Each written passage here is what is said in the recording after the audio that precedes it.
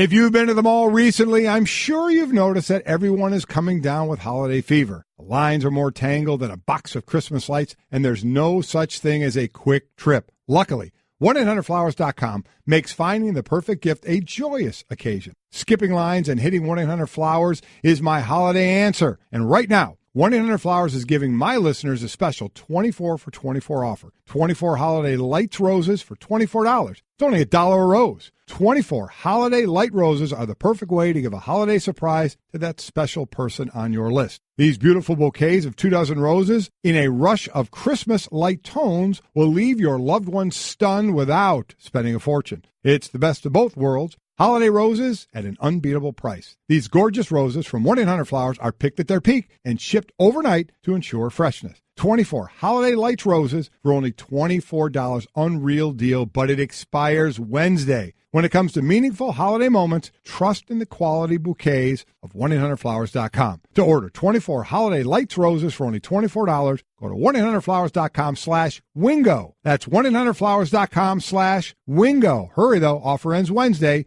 so get yours now.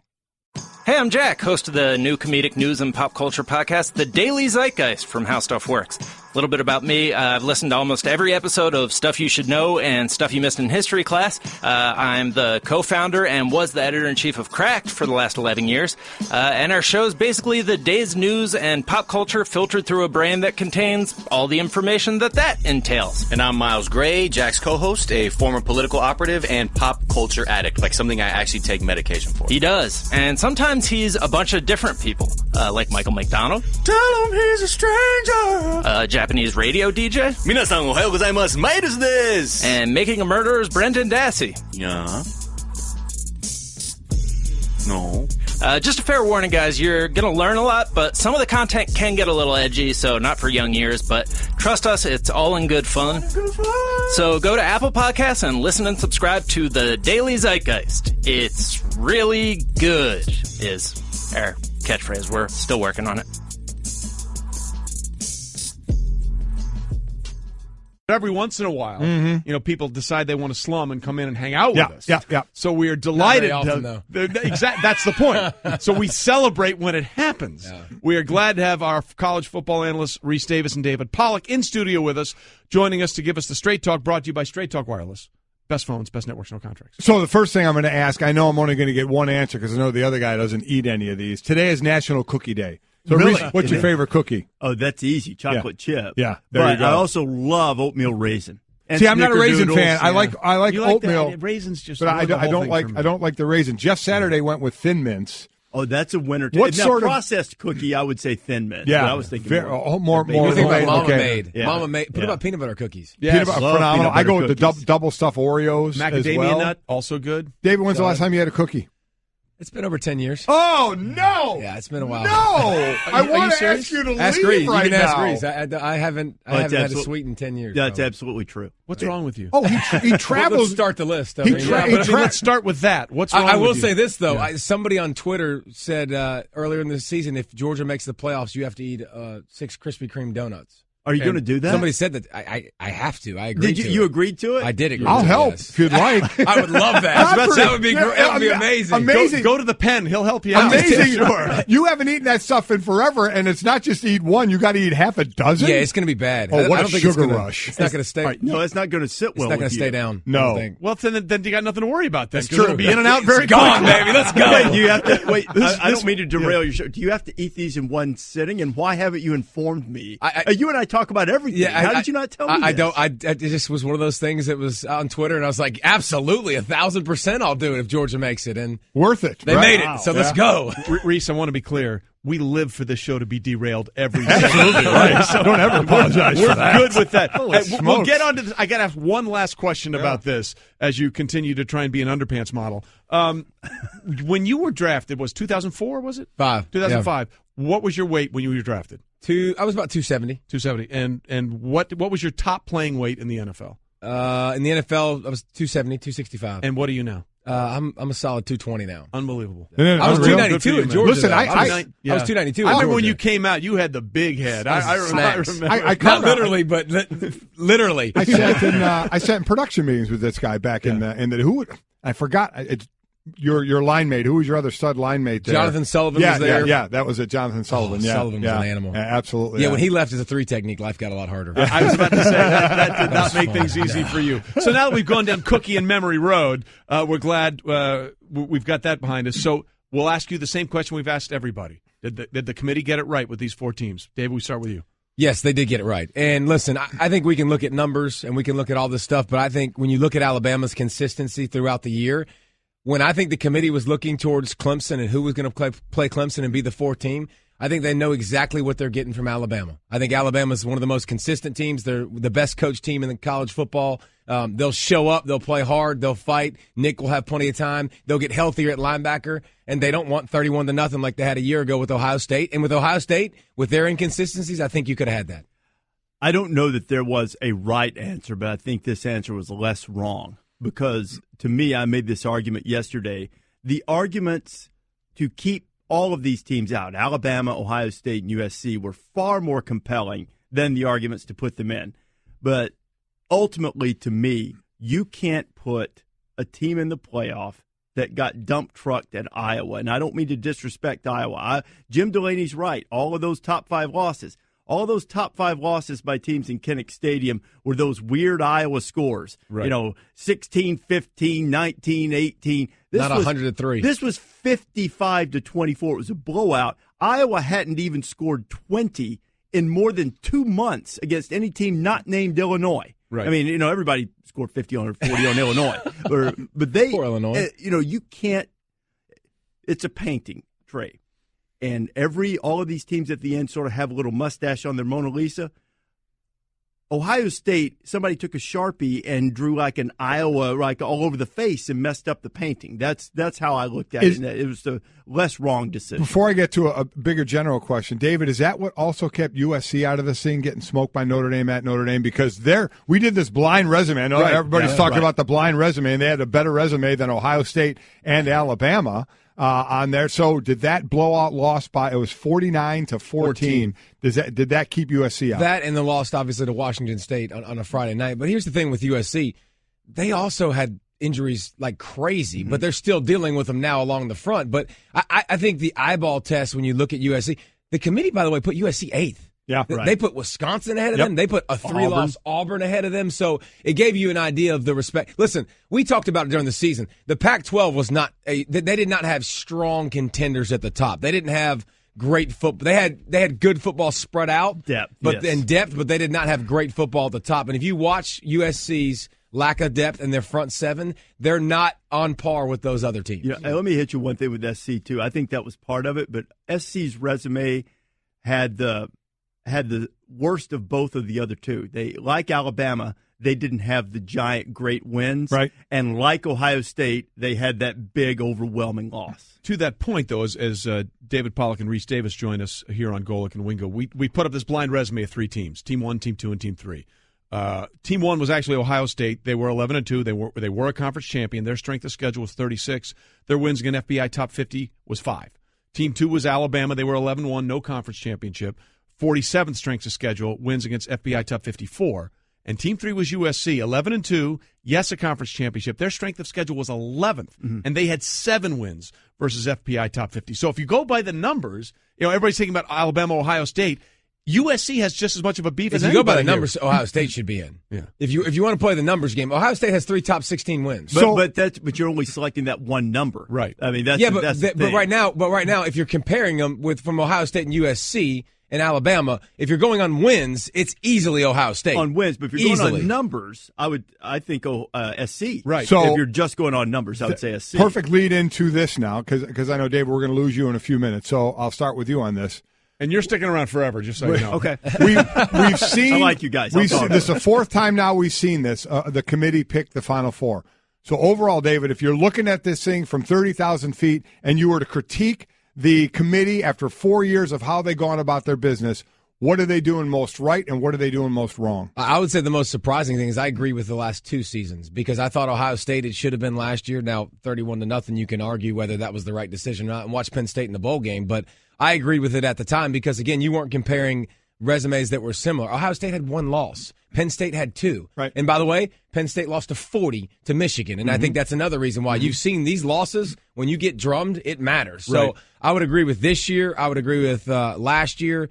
It's hard to argue with 2014 retrospectively because Ohio State won the daggum thing. Right. So they put them in at 4. That was the year that I didn't think necessarily Ohio State should have gone in, but they won 59-0 in the championship game. So I would have changed that one. I asked it poorly. From how they're doing it, their criteria, what you hear from them week in and week out, what's your biggest critique of them? I would say if I was them and I was handling myself, I would give less information. As much as Rece, Grills, Kirby Hocutt. Listen, I hate this idea. As much as listen, we want more. We want to be privy to more information and more what's going. And the more we do, the more we're going to gripe and the more we're going to moan about inconsistencies. I would just say every week, I start with a blank sheet of paper because this is what they do. Start with a blank sheet of paper, and we go over and we rank the teams. It's a new week every week. I'm not going to give you any information, Rece. Keep asking your questions. Keep belittling me. I've never belittled Kirby Hocutt. He's taking poetic license. Yeah, he really but you're right, because I hear so many people say, but the committee said this, and then it doesn't matter. As soon as I saw that Ohio State was 8, and Alabama was 5 last week, you knew if they don't tap dance Wisconsin and win by 30, there's no chance they're leapfrogging Alabama no matter what they say. Yeah. And they do get in trouble by saying too much. And by showing too much. Like what? Well, talking about last week, it was razor thin between 5 and 8 is what they said. Let me jump in. It clearly wasn't razor thin. No, I disagree. Look, I vote in the AP poll. And they still do that? This. Yeah, I know. But it's a great exercise. You get this every week on Twitter. I can't believe you ranked my team 8 and you ranked this team 5. It looks like that you're saying 8 stinks and 5's awesome. But when you're sitting there grinding over all of this and thinking about what you saw on Saturday and looking at it, you're looking at it and you almost want to put like 5, 6, 7 right beside each other because like 5A, 5B, 5C. They all seem the same, right? But you can't stack them up that way. So I don't know. I understand what Kirby's saying. Now, I understand that people have gotten tired of that particular piece of verbiage, a razor thin, but he's trying to convey there's not this gulf. But that doesn't, I have to say, Rece, that doesn't help. If you say razor thin, and then after razor thin, a team goes out, okay, maybe they didn't blow the team out, but they won a conference championship, and the other team didn't even play a game, and it was razor thin by the commissioner's own thing. If you're only talking about those two teams. Well, that's all we're really talking about. They had to stack them up some way, and they had 2 teams in between them. Right. So each margin created a little bit of a gap. But that what you just said is the whole thing. They had to stack them up some way. Mm-hmm. And I think that's the question. What is the way they're stacking them up every week? Because it does seem like it changes. It does because the circumstance change. And the criteria, maybe not the selection criteria, but the things that they are evaluating change. Coach Holtz used to tell me, you don't get the same team every week. You get a different team every week. Right. So you're evaluating what they did. Is it fair to say that week. this year there was more with the injuries in Clemson and Miami and that shuffle? Like there was more movement probably in the past and there was more things to question. Probably. Is it fair to say that? I think so too. And it's also the first year that everybody that got in has this weird Alabama doesn't have a weird loss. They just got beat. But everybody's got a weird loss at the top. This get weird. And our weird loss is losing you right now. You got that's a good thing. So get out of here. See ya. David, guys, we're going to talk cookies, and we're going to make sure you chug those donuts. Oh, I can't wait for that. Are you going to do that while we're traveling? Because I want to witness this. Yes, I'm sure I'm going to have to do it on some form of social media. I can't wait for that. That's going to be awesome. If I don't throw up. Get a purge bag ready. I do that every other day. Get a purge bag ready for David Pollack. Golic and Wingo, presented by Progressive Insurance. Pick from a range of coverage options with the Name Your Price tool to find a price that works for you. Do you think a lot of people have said, and I don't foresee these big changes, that the preseason and rankings each week leading up to the first ranking in week 6 or 7, whatever is a bad thing, and it already puts things in the committee's mind instead of starting with that blank slate? I think any idea that you can keep people from having a preconceived notion is silly. Impossible. You can't stop it. There have been numerous instances over the years of teams starting unranked or outside the top 20 and playing for the national championship. Mm-hmm. Auburn did it in 2013. Right. Oklahoma came from nowhere the year they won the national championship under Stoops.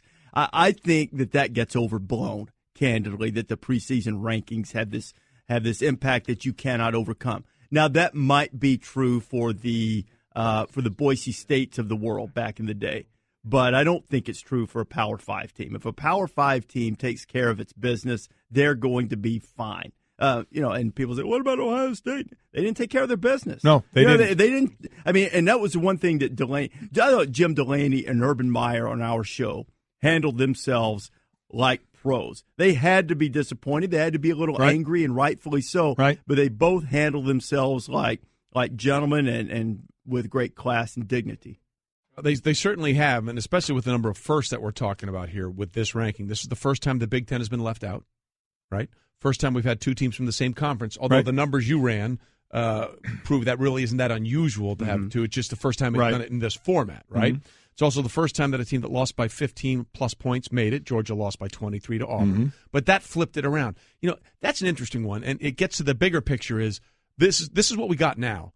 Rece, how long do you think it's going to be before it is 8? Because you think it's going to be a while. Yeah. Why is that? Because I think that most of the people in college football in the power seats are pleased with the system. I asked Jim Delaney that question yesterday because it was the dissatisfaction primarily with the 2011 season championship game with an Alabama-LSU rematch that said, okay, let's go to 4. So I said to Jim yesterday, usually things that cause some dissatisfaction lead to change.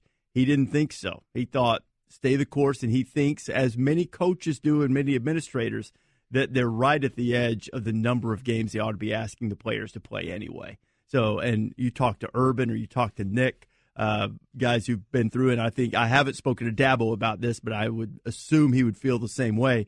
You get through that 15 games, and that's kind of the end of the line. Now, could they do one more for two more teams? Sure, they could. I mean, everybody understands that, but I think then you're talking, Trey, what's the format going to be? Where's the money going to go? How do you take care of the players? All of these kinds of things. It will happen. I don't think it's going to happen soon. There will be an appetite for it. I don't know what year it's going to be, but at some point they'll do it. Right now, the 4's right. The exclusivity is right. It's the only postseason thing that it's extraordinarily difficult to make. I mean, even you guys love the NFL. What do you got? A third of the teams? Yeah, baseball's the toughest of the pros. Okay, baseball may be toughest in the pros, but this is the toughest postseason to get into, and that's cool. That's good. Yeah, and there'll come a time to change it, but it's not now. You're right. There will come, I do think it will change. It's just a matter of when, and you're right, when they figure out the money aspect of it. Well, that's the absolutely what's going to drive this. Quickly, because we haven't talked about it because it was a few days ago, on the field, the most impressive win to me was Georgia. I thought Georgia just for a rematch game and getting hammered by Auburn, the way they played, they owned the lines of scrimmage. They were more physical than Auburn, who had been a really, really physical team. I know Auburn was dealing Kerryon Johnson was not 100%. We know that. But I was so impressed from an on-field standpoint, the Clemson blowout, the Ohio State win, obviously the USC win, and then that Georgia win, and obviously Oklahoma playing well against TCU. But to me, that rematch of Georgia and winning the rematch this time after they lost, they looked the best to me. They looked terrific, and it surprised me a little bit because it was so overwhelming in the opposite direction when Auburn and Georgia played on November 11th. And I think a couple of things, and you would be able to speak to this better than I, but I think in addition to the injury to Kerryon Johnson, 3 games in 4 weeks against really physical teams. Georgia, off week. Alabama, which, I was sidelined for that game. There were folks hitting each other in that game. A lot of men there. And then to come back and have to do it again against a Georgia team that was embarrassed by the way it played. To me, that seems to always be a factor. You played at that level. How big a factor is that? Oh, there's no doubt. I mean, it's huge, right? No doubt from not only a physical standpoint, because that's again, on both teams, that's a lot of men playing against one another. And then the mental aspect of the grind of that. We talked how impressive it was them beating 2 number 1 teams when they were number 1 at the time. But that is a lot to ask. And listen, Georgia felt all the time that they felt they could come back and they could get the job done. I wasn't so sure the way Auburn was playing. I agree. But that is a lot of time to have to stay consistent against top teams. I didn't think they could do it. I didn't think so either. I thought Auburn was going to win. My whole thing was, what in the world's going to change? You're right. Auburn me too. Yep. Pushing them around. Agreed. Well, the thing, it's funny, I had the exact opposite of feeling about that game because I thought Georgia has been stewing on this for a while. They've been sort of laying and waiting. And to that point, Auburn had taken down 2 number ones over a span of 3 weeks. And that Iron Bowl, I mean, you like you said, there was hitting in that game. There's an emotional pitch to that game that empties the tank for these kids. Right. And with Johnson hurt, I was literally wondering, can Gus get those guys to that fever pitch again that's necessary in that game? And that felt like it wasn't there for Auburn. I agree with you, Trey, and I'm probably going to get a lot of backlash, and I haven't slept long enough to stop myself from saying this, so I'm going to say it anyway. Typically, that game emotionally means more to Auburn than it does Alabama. Historically. Sure. I'm not making any excuse. It means a lot to Alabama. I'm not saying that. I know what you're saying. But it means everything, and the outpouring, the storming of the field, the fantastic scene of the Toomer's Corner after, just the euphoria and the release of emotion. I think it's hard to turn around after that. Kids, we look at them as like widgets, or it's different in the NFL. These are human They're beings. Not robots. Right. They're young kids who have to deal with this kind of stuff, and it's hard to keep them up there at that level. So let's look at what do you think of the matchups? Clemson and obviously Alabama for yet another matchup, and then Oklahoma and Georgia. I mean, these are 2 good matchups. Tremendous games. I think you'll have, to me, in the opposite games. I think the best unit in college football and the best player in college football, the Oklahoma offense and Baker Mayfield. I think the best position group and the most dominant one in college football is the Clemson D-line, especially the line. And I think those are tremendous matchups for New Year's Day. Last question, because I know you haven't gotten much sleep and we need to let you go. And because I said something I probably shouldn't. No, that's a fair point. We look forward to that. It is, but everybody gets mad about stuff like that. Everybody gets mad about everything. I heard you say that earlier. Exactly. It's just saying, what can we be angry about? Twitter anger is so great. They get so angry about something, then the next day they'll get so angry about something else they forgot what they got angry about the day before. Exactly right. Baker Mayfield, Heisman? Did that one throw against in the Big 12 game sort of seal it for him? Well, I'm not supposed to reveal my vote. But I'm not asking you to reveal your vote. I'm saying, do you think he's the best he will player win? in college football? Yeah, and the most entertaining and exciting to watch, in my judgment. I think he's going to win it. I think partly because the way he's playing, he deserves it, and nobody else really jumped up. And now Bryce Love has nicked up a little bit, but he finished a couple of 100-yard rushing games. I get that. But I don't think anybody grabbed it the way that Baker Mayfield did, so I think he's going to win the Heisman. Can't conceive anyone else standing up there at the end. It'll be very difficult to think that way. We'll see how that plays out. Rece, we appreciate you. Thanks, man. Now, get out of here before you say something else you shouldn't have. Go get some sleep. Smokes, are you My in wife's trouble? not going to be happy with me saying that. I'm gonna get home, I know it. Hey everyone, Mike Golic here. Support for the Mike and Mike podcast comes from our friends at Rocket Mortgage by Quicken Loans. Chances are you're confident when it comes to your work, your hobbies, your life. Rocket Mortgage gives you that same level of confidence when it comes to buying a home or refinancing your existing home loan. Rocket Mortgage is simple, allowing you to fully understand all the details and be confident you're getting the right mortgage for you. To get started, go to rocketmortgage.com/Mikes. Equal housing lender, licensed in all 50 states, NMLS, consumeraccess.org number 3030. Hey girl, have you done something new with your scales? Using new moisturizer? Nice. It really brings out the hazel in your eyes. Oh, hold on. Are you using whitening strips too? Your fangs look good, girl. Really good. A really charming snake charmer? Surprising. What's not surprising? How much you could save by switching to Geico. Wait, what? Have you been doing Pilates too? Geico. 15 minutes could save you 15% or more. So, 2 things. Yeah. One, we'll talk about Russell Wilson, just what you heard there in a second. The other, you mentioned in SportsCenter, Juju Smith-Schuster expected to return from a hamstring. Not sure we're getting from Antonio Brown in this game. In my DraftKings lineup, which we have as our group, which you're part of, correct. It's my family, you, Cousin Eddie, Darius Rucker, Greeny, and his wife Stacy involved. So 11 of us, and I had Juju Smith-Schuster. And I was looking forward to tonight being the what that would put us over the top. Yeah, because you want you want to have that ace in the hole on Monday night just to make sure you have. But something. why won't it work? Why doesn't it matter? Junior messed it up. My son didn't fill out his lineup in time for the 1:00 game. So the whole and that's the one thing. If you have 11 people in the contest and somebody doesn't fill out the contest, you have nothing. By the way, perfect metaphor for football. Yeah. 11 people pulling together for a common goal. And this is why football is beautiful, because if one guy doesn't do their job, one guy, my son, one person doesn't do their job, the whole team is in trouble. My son Mike, I should say, because Jake did his job. He was in. And that's exactly what happened. 2 of my 3 kids are there. Mike blew it for, and he tried to say, I filled it out. Something happened with the app. And it's amazing. The other 10 of us were able to do this with the app and get our lineup in, and he wasn't. Well, he's taken after his namesake, I guess. That's why you named him Mike. Whoa. There you go. Whoa. Okay, we'll seamlessly transition. There you go. Russell Wilson, 20 of 31 for 227 yards, 3 touchdowns, no picks in the win Sunday night in Seattle over Philadelphia. He also ran it 6 times for 31 yards, and he also ran for his life on 17 other plays. Yeah. He's our player that excelled, brought to you by DXL, the best XL fit. Hundreds of brands, DXL, the destination for XL style. And look, that's the style that the Seahawks have to play. The only way they're going to keep winning is for Russell Wilson to do the things that really only he can do and find ways to keep a play alive and throw the ball down the field or run it and keep a drive alive. And Seahawks head coach Pete Carroll said what you saw Sunday night was an all-timer from his QB. Russell was phenomenal tonight. I thought that was Russell showing you everything that he's all about. From start to finish, from the first play of the game on, he created. His execution was excellent. We didn't turn the football over, working the clock, using the tempo, decisions, checks the whole night, and the big plays were just coming out everywhere. It's phenomenal big plays in the game. Some legs, oriented by moving around, and some of them just by pure execution in the pocket. So he did everything tonight. I really think he had one of his best games I've seen him play. And the thing about it is he has to do everything. The most sacked quarterback in the league is Jacoby Brissett. He's been sacked 47 times. Russell Wilson is tied for 8th, but there's a few other people tied, so he's 2, 4, 6, 8, about 10th or 11th. He's been sacked 28 times.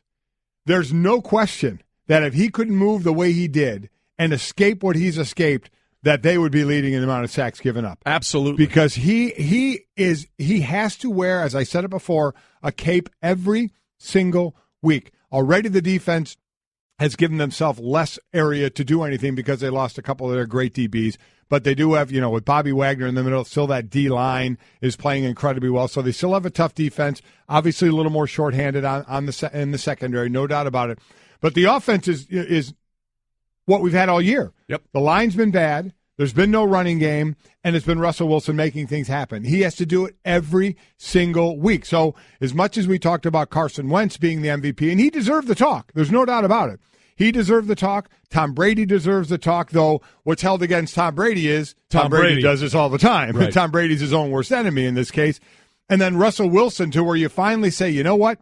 There is no chance on God's green earth they would be where they are, and he would be one of the top quarterbacks in the league without his ability to make something happen. You're right, and that leads us to the question, what is an MVP? Because there is no doubt in my mind that he is the most valuable player to that team. And then does that make him he won't have the stats. He won't have Brady's stats. He won't have Carson Wentz's stats. But is he, in many ways, the definition of that term more than almost any other player right now? See, that's always an interesting phenomenon, is that the value. Because, listen, we saw what happened when you take Aaron Rodgers off Green Bay. If Tom Brady wasn't, you take any of the top quarterbacks off their team, they're not going to be as good. So they all have incredible value. So then, for me, MVP goes down to who's playing the best. Right? And so, unfortunately, you look at stats. And I say unfortunately because you don't want to base everything on stats. But with Russell Wilson, that's where I think it's different. Yep. Is his ability to make something happen when it's breaking down. And listen, Carson Wentz does a great job of escaping as well. We've seen him twice against Washington. One of the throws he made last night as he was getting tackled and going down, rolling right. He is an incredible athlete. And, oh, by the way, at 6'4", 6'5", like 240, I did a couple events with him at the draft in Philadelphia. Right. He is a good-looking, good-sized kid who can move. So he is a dangerous runner as well, and he can escape things as well. He has been sacked, I think, right around that same amount. He's been sacked 27 times, one less than Russell. But his O-line is better than Russell Wilson's O-line. Oh, my gosh. And what Russell even without Wilson, Jason Peters. So I think when you start, like anything else, if it's close in an MVP race, what starts to separate? Well, his stats are close to the other guy's stats, but, man, the way he's getting it done is just otherworldly at this point. Okay, so there were a lot of big games on Sunday that sort of give us an indication about where teams are headed. So you take that win by Seattle that keeps them alive. Then you have, was that the biggest win of the week? Was it New Orleans over Carolina or Minnesota over Atlanta? Which one do you said, wow, that's an eye-opener? To me, it was Minnesota over Atlanta because we started to see a little more of what Atlanta playing like the team that was last year. They weren't doing that early on. It was in Atlanta. Now, I know both are dome teams, but it was in Atlanta. And Minnesota's defense, that just showed me they were for real. As this Atlanta offense was getting untracked a little bit, the Minnesota defense just shut them down. So that, on the road, to me, was the most impressive. They put themselves in a position with the Philly loss to be tied at the top of the conference. They can get home field throughout. They have a defense that can play anywhere. They have a quarterback in Case Keenum. Again, we'll tell you he's not going to be on our show in about an hour. We'll chat with him on what he's doing. Some excellent targets he has to throw to. So, to me, that was the biggest win, the most important win. Yeah, and Minnesota is interesting because they, again, they're the only team that is top 5 offense and defense. But there's just something about the way they're going about their business that I really like. And the Atlanta thing is interesting because, there's one stat about Atlanta which will tell you about their entire season. When they score 20 or more points, they win. Right. When they don't, they lose, which tells you they only have one way to win. Right. What I like about Minnesota and some of these other teams, New England's the same way. There are a variety of ways to win. I mean, Tom Brady struggled yesterday. The Buffalo Bills defense actually played very well, but their offense could do nothing against the New England Patriots defense, which at the start of the season was just getting shredded by everybody. And Matt Patricia, the defensive coordinator, and obviously Bill Belichick as well, have done a great job of taking a weakness for New England and now turning it into a strength. And I kind of see that same thing in Minnesota. We've seen that kind of offense where they can go up and down the field to Thielen and Diggs, and you get the L train, Latavius Murray going, and then Jerick McKinnon in and out of the backfield, and Rudolph over in the middle for the tight end. They have an offense that can do a lot of different things. But when sometimes that isn't working, they'll just say, you know what, you're not going to stop us because our defense is just going to bow up their necks and come at you. And that's exactly what they did to a Falcons team on Sunday, who just last week, Julio Jones had 259 receiving yards. Minnesota is a team that can win a bunch of different ways, and that makes them very interesting. Yeah, I completely agree. And so it's a battle when the Super Bowl is in Minnesota. Again, we've never had that, and I don't want to get too far ahead of ourselves. But, they're sitting there with tied for the top record in the conference right now. They go to Carolina. So big game, obviously, there at Carolina, then home to Cincinnati, at Green Bay. We'll see what's going on with Aaron Rodgers at that point. You're going to put Aaron Rodgers back on the field. He's been throwing, been practicing a bit. They're sitting there at, 6-6. The wild card teams right now both have 4 losses in the conference. It's going to be tough in the NFC. It's tough sledding. So do you put him back out there? Do you not put him back out there? So at Green Bay, and then they finish up home to Chicago. And we know the type of season the Bears are having right now. So they've put themselves in a very nice position. If there's any chance that they have life those last 2 weeks, absolutely he plays. We'll see what happens there. But just going back to the valuable discussion with Russell Wilson, Seattle as a team has 30 offensive touchdowns. Russell Wilson has had a hand in 29 of them, 26 passing and 3 rushing. They have 1 offensive touchdown that hasn't come from the arm or the feet of Russell Wilson. It's unreal. That is ridiculous. And you know what it also is? It's tough to live on. Yeah. It's tough to live Absolutely. on. One off game by him, and you're in a lot of trouble. Yeah. Then somebody else has to pick up the slack, and the only side of the ball that can do that is defense. And they're a little banged up on defense. Exactly. It's like trying to live off cookies. We'll do it today on National Cookie Yes, Day we will. for you, but you can't do it That's how we roll. every day. I got to move the cookies because on TV, there we go. Okay, they just moved it so we can see the cookies now. The font up there was covering the cookies, and I don't want to cover in the cookies. Glad we got that straightened out. Right. We roll on Golic and Wingo. Trey Wingo, Mike Golic. We're presented by Progressive Insurance on ESPN Radio and ESPN2. All phone guests join us via the Shell Pennzoil Performance Line. And speaking of upside, yes, golf may have gotten a little bit of an upside. I would say so. Over the weekend. Mm-hmm. And it's time for Straight Talk, brought to you by Straight Talk Wireless. Best phones, best networks, no contracts. Tiger returned. First time he played competitive golf in 300 days. 3 of his 4 rounds were in the 60s. It was a limited field event. I get it. But you know what? It was limited to some of the best players in the world. So you can't. Oh, it's just, hey, let's get Slappy and Mo and Uncle Mo. Again, it wasn't a pick out of a jar. Who's at the club? Yeah, you want to come play? Yeah. No, it wasn't that way. He finished squarely in the middle. He finished tied for 9th in a field of 18, but he beat, among other people, the number 1 player in the world, Dustin Johnson, by 8 strokes. So you're looking at his return and what does it mean? Well, here's Tiger in his own words talking about what it meant. All right, with Tiger Woods after final round 68, Tiger. A lot of good stuff this week, obviously. What do you take away the most from your first tournament in 10 months? I think I competed well. I really drove the ball a lot better than I was thinking, especially the distance-wise. Mm-hmm. And, man, I hit a lot of good long irons and fairway woods from the fairway. And for the majority of the week, I really putted well. I had one day where I struggled with my pace of the greens, but that's the way it goes. But I hit just a boatload of good putts. How big will it be for you to have that power and length back in your arsenal, things that you were struggling with here over the last few years when you've been hurt? Yeah, it's nice to get back out there where I can take it over a couple corners or extend one on a par 5. The difficulty I had all week was my iron game, which has usually been the hallmark of my career. But I still am surprised at how far I'm hitting it, and I've got to make those adjustments. Especially, I was starting to get a hang of it and get a hold of it heading into this week. Mm-hmm. Then you add in adrenaline, and then there's no way I can hit a 9-iron that far and take out an 8 airmail the green. Things of that nature. I've got to get a better hold of it. That was Bob Herrig interviewing Tiger after the win. How great is it when you can talk about the hallmark of your career? Yeah. Irons were the hallmark of my career. Yeah. Can you say anything that was a hallmark of your career? Bad math was the hallmark of my career. I mean, to be able to do that is pretty cool. Cookies, the hallmark of your career. National Cookie Day, by the way. I'm just eating another chocolate chip cookie going on here. Keep doing what you do, brother. Here, and I know the 18 players, 17 were some of the top-rated players. But I would say this, even if they were a bunch of hacks and he was playing, it's still more about, it's not like he's playing against them. It's how he was going to play. Not only how he was going to play, but how he was going to feel the next day. Right. And then the next day, and then the next day, and then the next tournament. And I think that was the biggest win.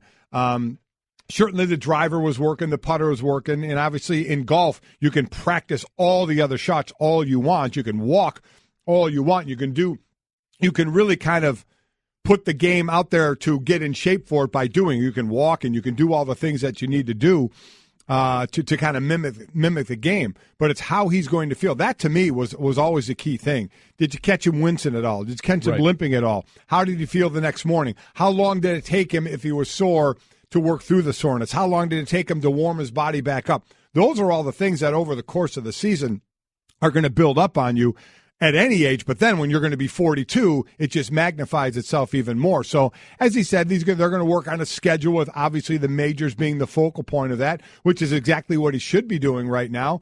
It's just, I think we still need to keep our expectations just a little bit muted as to what we're going to do over an entire season. But you have to say, this is what he was playing in, whether it was against 17 other guys or a full field, whether there was no cut or not, and you have to say success. Right. Look, it gives you a little bit of hope. And for those golf fans that are like sort of into the Jordan Spieth and the Justin Thomases and the DJs and the Jason Days and all that stuff, I get it.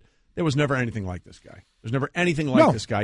And you just hope for a guy that was so good that maybe there's one more run in him. And again, the run that he had. No, he'll never do that again. We're talking about just a chance to maybe win, because coming up in June, it'll be a decade since he last won his major, 2008 at Torrey Pines, the U.S. Open. When, by the way, people forget, you talk about, golf is just this or that.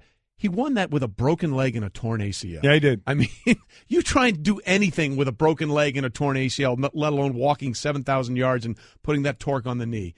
But if you're a golf enthusiast and you like the game, the two things you took away from this is, number one, he laid an egg on Saturday. He had 2 great rounds, then he shot a 75, and you're like, oh, man, here it goes. Yeah, you thought, I'm with you. And then at one point he was 6 under on Sunday before he bogeyed the last 2 holes to finish up with another 4 under 68. So 3 of the 4 rounds were in the 60s, and he came back. It looked like it was going the wrong way. He managed to come back. That was the one thing, which means, as he alluded to in that talk with Bob Herrig, I can compete again, because that was the competitive juice. Is, hey, let's go back in there and see if we can salvage something and get back into this, or just get back into a better way going forward. And then the other thing he talked about was the driver. Look, for the last few years that he's tried to compete, his driver had been like a GPS that didn't know where north was. Well, yeah, he's been in trouble off the tee box. And two-way miss. Yeah. One thing you can't have in golf is the two-way miss. All of his misses today or over the weekend with the driver were to the right. That means, okay, I know what I'm doing, and I know I'm trying to correct this one thing. and we're getting way too technical here. Yeah, you are. Yeah. His club head speed was 180 miles an hour, which is faster than some of the best guys on tour, which means he's pounding the ball farther, and he was striping it in the fairway. If he can do that, he's going to compete in every tournament. Can I ask you a question? When you say two-way miss, they obviously mean if you slice and you hook, right? Yeah. Shouldn't that be an easy fix? Well, it should be. Just get the stance right in the middle? Yeah, sure. What did I do? What did it look like when I slice? What I did when I hook? Go right in the middle. That should go right down the middle of the fairway. Mike Golic. That's my game. Mike Golic, swing doctor. Right? It's exactly right. Listen. Who needs Butch Harmon when you got Cookie Boy here fixing your swing? The game isn't that hard, okay? I've seen you swing. It's harder than you think it is. When in doubt, drink more. Well, listen, that's also true. Straight Talk Wireless, nationwide coverage on America's largest and most dependable 4G ELTO networks. In fact, that might be the straightest of Straight Talk. Thank you. Coming up, Paul Feinbaum on the college football playoffs. He'll join us. Plus, again, our exclusive audio of some of the coaches from the moment they found out whether they were in or not, or actually were making it up. But you'll really enjoy it. It's Golic and Wingo. Cheers. Coming right back.